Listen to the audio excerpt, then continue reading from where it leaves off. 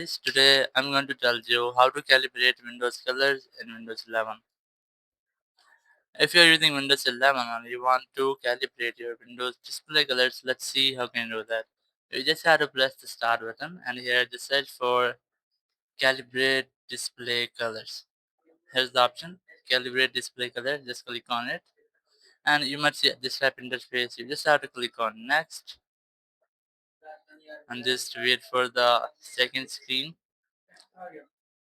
Now from here you have to select gamma to low, good gamma or gamma to high. Just click next again and from here you have to customize your display color. And once you have done, just click next again and here you can skip brightness and contrast adjustment or you can go to next and from here click next again. Now you have to select your display, then next again, and once you have finished, your display is now calibrated. Your display colors are now calibrated. So in this way, you can easily calibrate your display colors in Windows 11.